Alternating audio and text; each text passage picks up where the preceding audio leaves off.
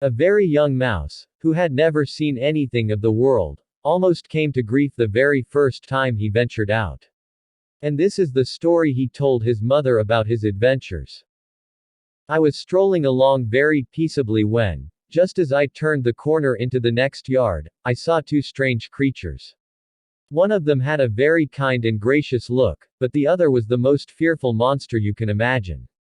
You should have seen him. Quote. On top of his head and in front of his neck hung pieces of raw red meat. He walked about restlessly, tearing up the ground with his toes, and beating his arms savagely against his sides. The moment he caught sight of me, he opened his pointed mouth as if to swallow me, and then he let out a piercing roar that frightened me almost to death. Can you guess who it was that our young mouse was trying to describe to his mother? It was nobody but the barnyard cock, and the first one the little mouse had ever seen.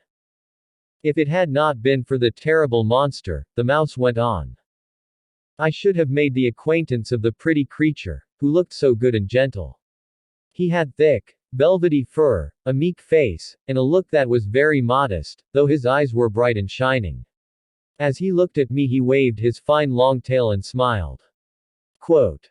I am sure he was just about to speak to me when the monster I have told you about let out a screaming yell, and I ran for my life. My son, said the mother mouse, that gentle creature you saw was none other than the cat.